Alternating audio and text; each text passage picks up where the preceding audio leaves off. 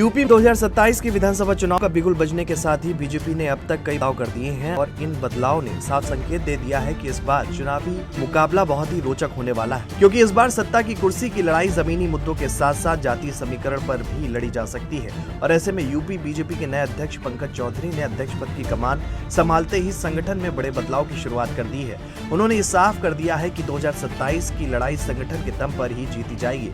सवाल अब ये नहीं कि वे अध्यक्ष क्यों बने, बल्कि ये है कि उन्होंने आते ही जो कदम उठाए, क्या वे भाजपा को असल बढ़त दिला पाएंगे। सब कुछ बताएंगे आपको इस वीडियो में। बता दें कि यूपी बीजेपी के प्रदेश अध्यक्ष बनने के बाद पंकज चौधरी ने सबसे पहले संगठन की एक्टिविटी पर फोकस किया। उन्होंने साफ संकेत दिए कि निष्क्रिय पदाधिकारियों की अब जगह नहीं है। जिला और मंडल स्तर पर लगातार समीक्षा बैठकों का दौर शुरू हुआ, जहां कार्यकर्ताओं की भूमिका और प्रदर्शन को परखा जा रहा है। इसका सीधा फायदा ये है कि बीजेपी का जमीनी ढांचा ज्यादा चुस्त और जवाबदेह बन रहा है। चुनाव के समय यही सक्रिय कार्यकर्ता वोट तक पहुंच बनाने में सबसे अहम भूमिका निभाते हैं।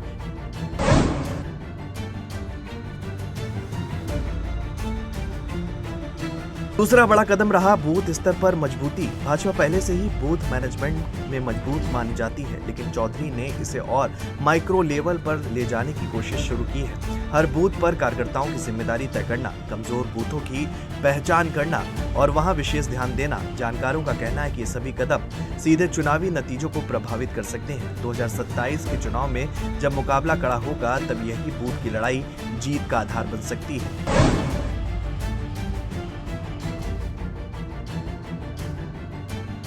तीसरा, उन्होंने संगठन में नए चेहरों को आगे लाने की प्रक्रिया तेज की है। युवा कार्यकर्ताओं और नए सामाजिक वर्गों को जोड़ने पर जोर दिया जा रहा है। इससे भाजपा को दो फायदा मिलते हैं। एक, पार्टी में नई ऊर्जा आती है, दूसरा, नए वोटर्स के साथ सीधा कनेक्शन बनता है। खासकर पहली बार वोट देने वाले युवाओं को जोड़ना 2027 के लिहाज से बेहद अहम है। पंकज चौधरी का एक और महत्वपूर्ण फोकस रहा है सामाजिक संतुलन। वे खुद पिछड़े वर्ग से आते हैं और उन्होंने संगठन में ओबीसी, दलित और अन्य वर्गों की भागीदारी बढ़ाने के भी संकेत दिए हैं। यूपी की राजनीति में सामाजिक समीकरण जीत हार तय करते हैं। ऐसे में ये रणनीति भाजपा को व्यापक समर्थन दिला सकती है। ये कदम विपक्ष, खासतौर पर समाजवादी पार्टी, बहुजन समाज पार्टी के पारंपरिक वोट बैंक में सेंध लगाने की कोशिश के रूप में देखा जा रहा है।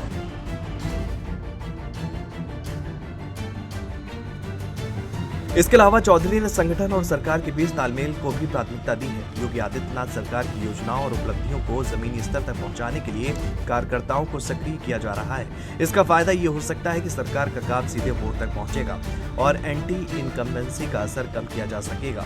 अगर इन सभी कदमों को एक साथ देखें तो साफ होता है कि पंकज चौधरी साइलेंट लेकिन स्ट्रक्चर बदलाव कर रहे हैं। वे बड़े बयान देने के बजाय संगठन की बुनियाद को मजबूत करने पर ध्यान दे रहे हैं। यही रणनीति भाजपा की पुरानी ताकत रही है।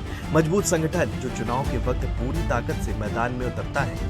2027 के विधानसभा चुनाव में इसका सीधा असर दिख सकता है। एक एक्टिव और संतुलित संगठन न सिर्फ वोट तक पहुंच आसान बनाता है, बल्कि विपक्ष की रणनीतियों का तुरंत जवाब देने की क्षमता भी देता है। अगर चौधरी इसी गति से संगठन को दहाड़ देते रहे तो भाजपा के लिए चुनावी मैदान में बढ़त बनाना आसान हो सकता है। जानकार मानते हैं कि पंकज चौधरी का कार्यकाल अभी शुरुआती दौर में है, लेकिन उनके शुरुआती फैसले ये संकेत दे रहे हैं कि बीजेपी 2027 को हल्के में नहीं ले रही है। ये सिर्फ नेतृत्व परिवर्तन नहीं, बल्कि चुनावी मशीन को फिर से ट्यून करने की प्रक्रिया है। और अगर ये प्रयोग सफल रहा तो इसका फायदा सीधे वोट में बदल सकता है।